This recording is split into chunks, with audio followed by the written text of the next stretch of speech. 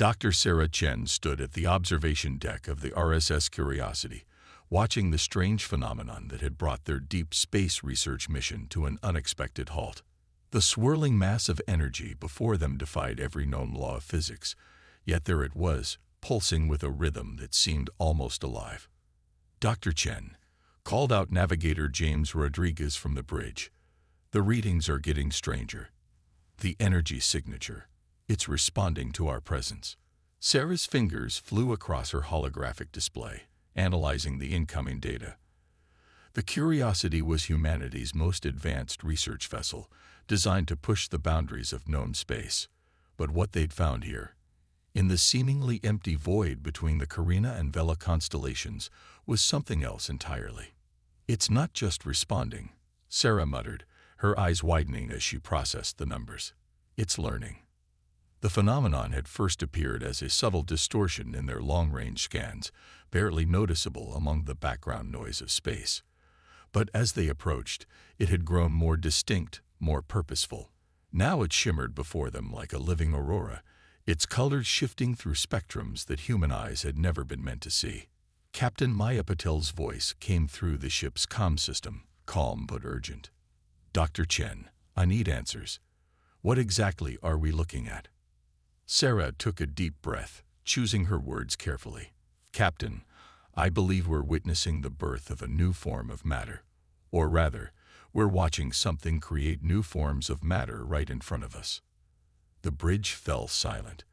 Creating new forms of matter wasn't theoretically impossible. Humanity had been doing it in particle accelerators for decades. But this was different.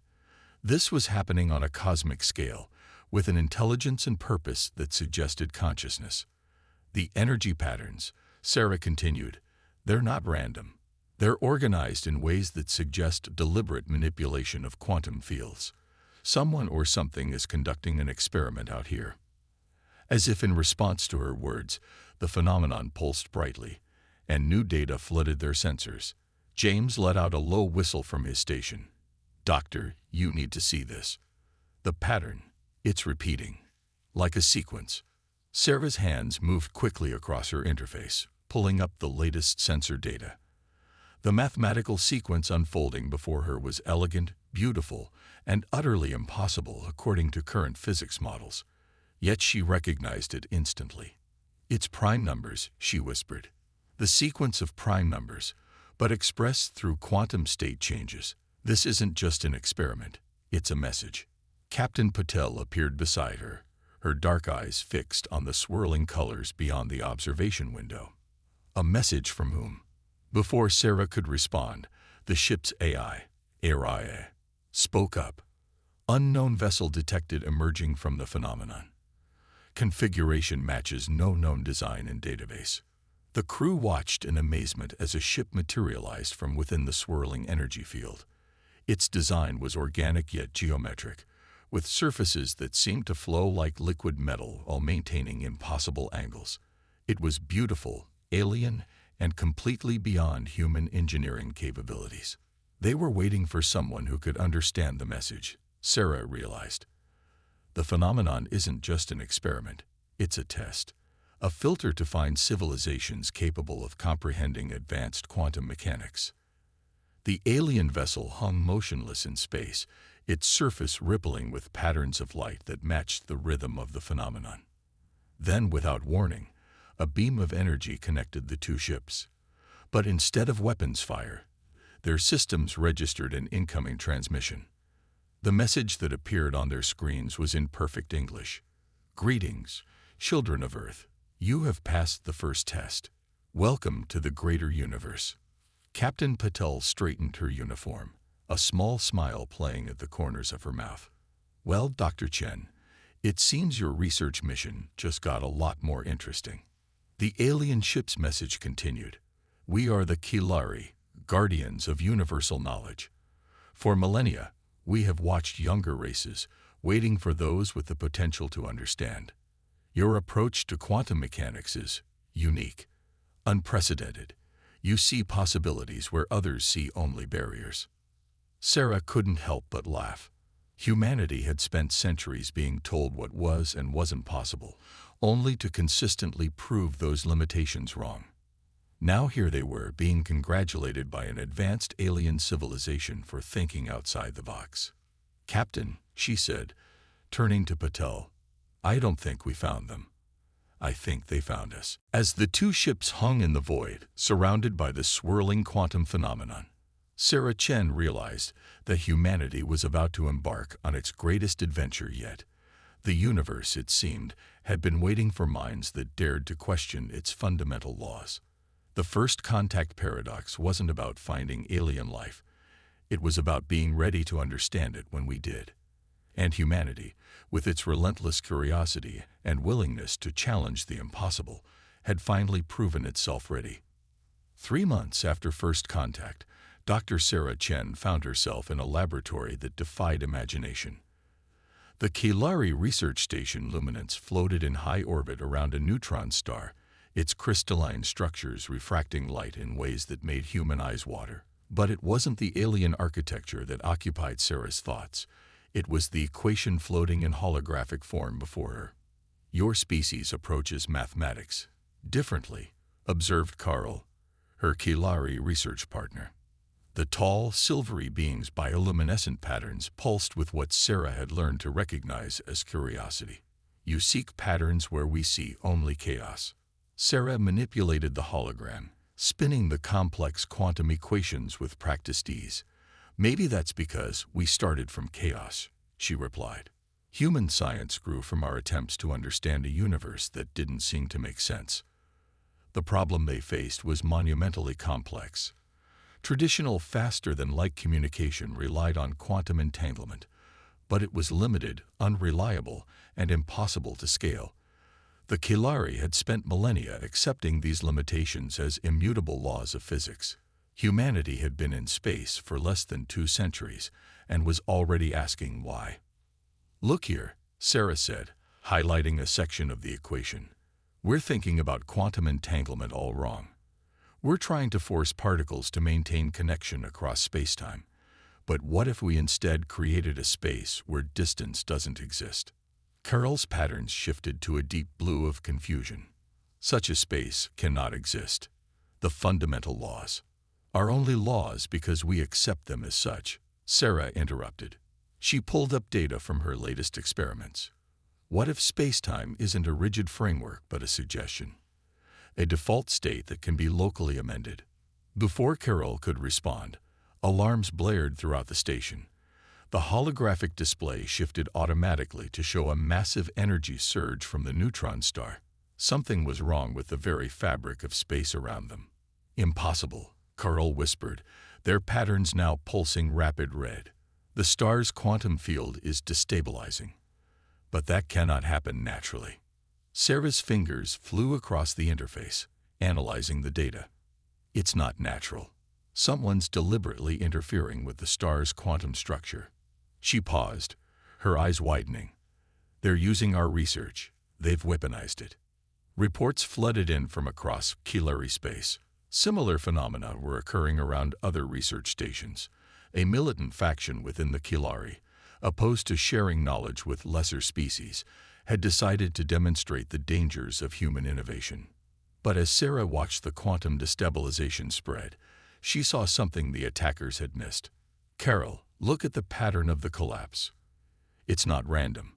It's creating a new quantum state, one that bridges normal spacetime." The Kilari scientists' patterns shifted rapidly through colors of realization. They intended to destroy, but instead, they've proven my theory, Sarah finished. "They've created exactly the kind of space I was talking about. A place where distance is meaningless." Working quickly, Sarah and Carol modified their communication equations to take advantage of the new quantum state. As the attackers watched in disbelief, their attempt at destruction transformed into the very breakthrough they had tried to prevent. "Sending test signal now," Sarah announced, inputting the final calculations. The modified quantum field pulsed once, and suddenly displays across the station lit up with messages from every affected research facility. Instantaneous, perfect communication across vast distances. Carol's patterns settled into the gold of amazement. You saw possibility in what we thought was destruction. How do humans consistently do this? Sarah smiled, watching as the quantum field stabilized into a permanent network of instantaneous communication nodes. We learned early that knowledge isn't just about understanding what is. It's about imagining what could be. The attack had failed spectacularly. Instead of demonstrating the dangers of human innovation, it had proven its value. The militant faction had inadvertently helped create the very advancement they feared, and in doing so, had strengthened the bonds between humans and Kilari. As emergency teams worked to stabilize the affected systems, Sarah received a priority message from Captain Patel back on the Curiosity. Dr. Chen, the Kilari High Council is calling an emergency session. Your discovery changes everything. Sarah looked at the equation still floating before her, now transformed into something neither human nor Kilari science alone could have achieved. No, she murmured, this is just the beginning. Carol approached, their patterns now showing the deep green of respect. Your species truly is remarkable, Dr. Chen. Where we see limits, you see doors. Where we see endings, you see beginnings. That's the real secret of human progress, Sarah replied. We never learn to accept impossibility. Every barrier we've encountered has just been another puzzle to solve. As she prepared her presentation for the High Council, Sarah reflected on humanity's journey to the stars. They had started with simple questions about the nature of reality, and now here they were, rewriting the laws of physics itself, not through superior technology or ancient wisdom, but through the simple, powerful act of asking why not. The universe, it seemed, had been waiting for a species that would not just accept its mysteries, but dare to reshape them. The Kilari warships emerged from hyperspace like silver arrows, their crystalline hulls reflecting starlight as they approached New Eden, humanity's farthest colony. Admiral Helena Wright watched from the bridge of the Earth Defense Force flagship Prometheus, her expression calm despite the overwhelming odds. The militant faction of the Kilari had finally made their move, bringing a fleet that outnumbered the human defenders 10-1. They're broadcasting their demands, Lieutenant Park announced from his communication station. They want all human research facilities shut down and our quantum technology surrendered. They're calling our innovations dangerous aberrations in the natural order. Helena allowed herself a small smile. Patch me through to Dr. Chen on the surface. Sarah Chen's hologram appeared on the bridge, her research lab visible behind her. Admiral, the quantum defense grid is ready. Though I should warn you, it's never been tested at this scale. The Kilari aren't giving us much choice, Helena replied. They're about to learn why humans don't believe in no-win scenarios. The Kilari fleet moved into attack formation, their ships arranging themselves in the precise geometric patterns that their species favored. Their weapon systems charged, filling space with the promise of devastation. All ships, activate quantum shields, Helena ordered.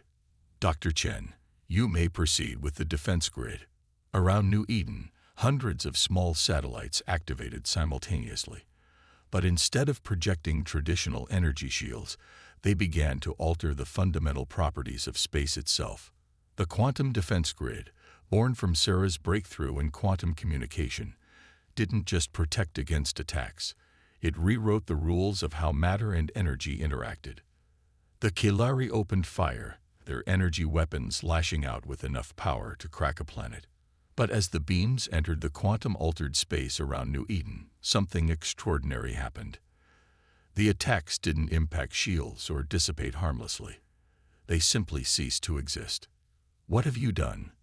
The Kilari commander's transmission crackled with disbelief. This defies all physical laws. No, Sarah's voice was firm. It doesn't defy the laws of physics. It rewrites them. We've created a space where your weapons literally cannot exist because the quantum states they rely on are impossible here. Helena watched as the Kilari fleet's attacks continued to vanish into the quantum void. This is your final warning, she broadcast. Your weapons cannot harm us, but we'd prefer not to demonstrate our offensive capabilities. The Kilari responded by launching their most powerful weapon, a quantum cascade device designed to tear apart the fabric of space-time itself.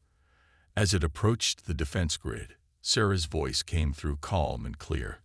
"Admiral, you might want to watch this." The cascade device entered the altered space and immediately transformed. Instead of detonating, it began to pulse with new energy, its quantum structure completely reorganized by the defense grid. "We didn't just build defenses," Sarah explained, a note of pride in her voice. "We created a system that turns hostile energy against itself. The more powerful the attack, the stronger our position becomes." The Kilari fleet hung motionless in space, their most devastating weapon transformed into a power source for the very defenses they tried to overcome. Helena could almost imagine their confusion. They had expected a conventional battle, but humanity had changed the rules of engagement itself. "Your species is impossible," the Kilari commander transmitted. "You don't just adapt to challenges, you fundamentally alter their nature." "That's because we never accepted that anything was truly impossible," Helena replied. "We learned early in our history that limitations are often just assumptions waiting to be challenged." The Kilari fleet began to retreat, their precise formations breaking down as they processed their complete failure. But before they could flee, a new signal cut through all communications channels. The Kilari High Council had arrived. "This conflict ends now," the Council's representative declared. "We have seen enough. The militant faction is hereby dissolved. And to the humans, we owe you an apology. We mistook your innovations for recklessness, when in fact they represent a deep understanding of the universe's true nature." As the Council's ships took control of the militant fleet, Sarah's hologram smiled. "They're finally beginning to understand. Humanity's greatest strength isn't our technology. It's our refusal to accept that anything is truly impossible." Helena nodded, watching as the quantum defense grid continued to pulse with transformed energy. "We never set out to break the laws of physics. We just asked why they couldn't be flexible." In the aftermath of the battle, as ships from both species worked to stabilize the region, Helena received a priority message from Earth Command. The quantum defense technology had done more than protect a colony. It had demonstrated humanity's unique approach to problem-solving to the entire galaxy. "Dr. Chen," Helena called, "I believe your research is about to become very popular." Sarah's hologram flickered as she looked up from her data. "Good, because I've been thinking, if we can rewrite the laws of physics in local space, what else might be possible?"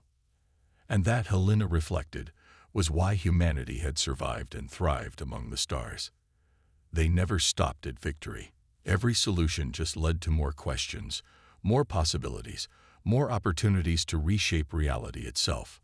The quantum anomaly grew like a cancer across space, consuming everything in its path. From the observation deck of the Joint Human-Kilari Research Station Harmony, Dr. Sarah Chen watched as another star system vanished into the spreading void. Beside her, Carl's bioluminescent patterns pulsed with anxiety. 3 more systems lost in the past hour, the Kilari scientists reported. "The cascade is accelerating. Traditional physics cannot explain this behavior." "Then maybe we need to stop thinking traditionally," Sarah replied, her mind racing through possibilities. The quantum cascade effect had started as a tiny anomaly near the galactic core, but it had grown exponentially, defying all attempts to contain it. Now it threatened to consume entire sectors of space. The station's main laboratory had become a hub of frantic activity. Human and Kilari scientists worked side by side, combining their different approaches to physics in desperate attempts to understand the phenomenon. Admiral Helena Wright and the Kilari High Council representative Verilon coordinated evacuation efforts from the command center. "The quantum defense grid isn't even slowing it down." Helena's voice came through the comm. "It's as if the anomaly operates on a level of reality we can't affect." Sarah studied the latest sensor data, something nagging at the edge of her consciousness. The patterns of the cascade seemed familiar somehow. "Carol, show me the quantum signature analysis again." The holographic display filled with complex mathematical patterns. Sarah's eyes widened as recognition struck. It's not random. The cascade. It's following the same mathematical sequence we used for quantum communication, but it's inverted, corrupted. Carol's patterns shifted to the deep blue of realization. The militant faction's weapon. When it interacted with your defense grid, it created something new, Sarah finished. Something that exists between normal space and the quantum void. And now it's growing, converting normal space into this hybrid state. The implications were staggering. They hadn't just changed the rules of physics in local space. They had accidentally created a new form of space-time that was now trying to convert the rest of the universe to match its properties. There might be a way, Sarah said slowly, her mind racing through calculations. We're trying to stop the cascade. But what if we guide it instead? Change its properties rather than fighting them. Verlon's voice joined the discussion. Explain, Dr. Chen. How does one guide chaos? Sarah's fingers flew across the holographic interface, modifying equations. It's not chaos. It's a new form of order, one that we created by accident. But if we understand its patterns, we can reshape them. Carol, remember how we modified quantum states for communication? The Kilari scientists' patterns pulsed with sudden understanding. Instead of destroying the cascade, we could alter its fundamental properties, make it compatible with normal spacetime. Exactly, Sarah nodded. We don't have to choose between normal space and this new quantum state. We can create a bridge between them. Admiral Wright's voice was cautious but hopeful. How do we do it? We'll need to modify the quantum defense grid, Sarah explained. Instead of creating barriers, we'll use it to generate a resonance pattern that matches the cascade's frequency. Then we introduce variations, subtle changes that will guide the anomaly into a stable form. The next hours were a blur of activity. Human engineers worked to reconfigure the defense grid, while Kilari scientists calculated the precise resonance patterns needed. It was a perfect fusion of human intuition and Kilari precision. Ready to initiate, Sarah announced finally. Admiral, Council Representative, we'll only get one chance at this. Helena's voice was firm. Do it. The modified defense grid activated, sending waves of quantum energy into the cascade. For a moment, nothing seemed to happen. Then the void began to change. Colors that shouldn't exist in normal space bloomed within it. The boundary between normal space and the quantum anomaly became less distinct, more permeable. It's working. Carl's patterns pulsed with excitement. The cascade is stabilizing. But it's not disappearing. It's transforming. Sarah watched in amazement as the void that had threatened to consume everything became something entirely new. A space where quantum and normal physics coexisted, where impossible things became possible. We didn't just solve the crisis, she realized. We've created a whole new frontier, a space where the laws of physics are flexible. The transformed region hung in space like a shimmering curtain, beautiful and strange. Early sensor readings suggested it could revolutionize everything from faster-than-light travel to energy production. Your species continues to amaze, Verlon transmitted. When faced with destruction, you create opportunity. When confronted with impossibility, you forge new possibilities. Helena's hologram appeared beside Sarah, a smile on her face. That's what humans do best. We don't just solve problems. We transform them into advantages. As the crisis subsided and ships began cautiously approaching the transformed space, Sarah felt a profound sense of optimism. What had started as a weapon became a disaster, and finally transformed into an opportunity. It was perhaps the most human story of all. Carol, she said, turning to her friend, want to be the first to explore our new frontier. The Kilari's patterns shifted to a color Sarah had never seen before, perhaps their expression of pure joy. Together, Carl replied. Human curiosity and Kilari wisdom. There is no telling what we might discover. And as they prepared for their first expedition into the transformed space, Sarah knew that this was just the beginning. They hadn't just saved the galaxy. They had opened a door to an entirely new understanding of reality itself. 1 year after the quantum cascade crisis, the galactic landscape had changed in ways no one could have predicted. The transformed space, now known as the convergence, had become a symbol of what was possible when different species worked together. From her new office in the Joint Species Innovation Center on Earth, Dr. Sarah Chen watched ships from a dozen different civilizations navigate the shimmering boundary between normal space and quantum space. The latest data from the Convergence expedition is fascinating, Corell observed, their patterns showing the subtle gold of scientific excitement. The Kilari scientist had become Earth's first permanent alien scientific advisor, a position that would have been unthinkable just a year ago. 3 more species have requested access to the human education programs, Admiral Helena Wright added, her hologram joining their conversation. They're particularly interested in our approach to theoretical physics. Sarah smiled, remembering the journey that had brought them here. What had started as a crisis had become a catalyst for change throughout known space. The convergence wasn't just a physical phenomenon. It was a metaphor for a new way of thinking. The Arcturian Science Council has an interesting theory, Corell continued. They believe humans didn't just develop differently from other species. You evolved specifically to challenge assumptions. Your pattern recognition abilities, your tendency to question established rules. We evolved to survive on a planet that constantly tried to kill us, Sarah replied with a laugh. Questioning reality became a survival trait. The observation deck's display showed a live feed from the latest convergence expedition. Ships from multiple species worked together, exploring the boundary between known physics and the impossible.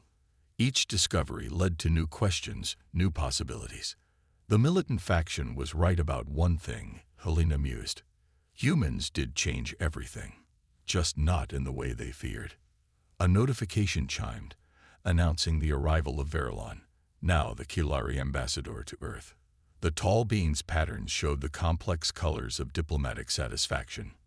The Galactic Council has approved the formation of the Interspecies Innovation Initiative, Verilon announced. All member species will adopt elements of human educational methods, focusing on questioning assumptions and exploring theoretical possibilities. Sarah watched as a human ship emerged from the convergence, its hull gleaming with the strange light of quantum space. The vessel had just completed the first successful test of the new hybrid drive system, a technology that combined human theoretical insights with Kilari engineering precision. We're recording unprecedented levels of cooperation between species, Helena reported. Scientific advancement rates have tripled in the past year alone. It's as if the galaxy just needed permission to imagine. Permission to question the impossible, Corell corrected, their patterns shifting to a thoughtful blue. Humans didn't just show us new technology. You showed us a new way of seeing the universe itself. The display shifted to show various research stations throughout known space. In each one, scientists from different species worked together, combining their unique perspectives to solve problems that once seemed insurmountable. The convergence taught us something vital, Sarah said, manipulating the holographic data with practiced ease. The universe isn't made of absolutes. Reality isn't a set of unchangeable rules. It's a conversation we can participate in. Verilon's patterns showed agreement. Your species' greatest contribution wasn't any single discovery or invention. It was showing us that the impossible is often just the improbable waiting for someone brave enough to question it. A new alert drew their attention. The first graduating class of the Interspecies Academy was completing their final presentations. Young minds from across the galaxy, trained in the human tradition of questioning everything while incorporating the wisdom of their own species. Look at them, Helena smiled. A year ago, these species barely cooperated. Now they're solving problems together, asking questions no one species would think to ask alone. Sarah remembered her first encounter with the Kilari, when humanity's approach to physics had seemed so strange to them. Now that very strangeness was becoming the galaxy's greatest strength. "We're entering a new era," Verlon observed, "one where the combined imagination of all species can reshape reality itself." The convergence shimmered in the background, a constant reminder that the boundaries between possible and impossible were more flexible than anyone had imagined. It stood as a monument to what could be achieved when different perspectives united in the pursuit of knowledge. So, Carl's patterns showed curiosity. What impossible thing should we question next? Sarah laughed, pulling up a new set of equations. "I've been thinking about that. You know how we've always assumed time has to flow in one direction." As her colleagues gathered around the holographic display, Sarah felt a profound sense of optimism. Humanity had found its place in the galaxy not by conquering or dominating, but by inspiring others to dream bigger, think deeper, and question everything. The impossible, after all, was just tomorrow's reality waiting to be discovered.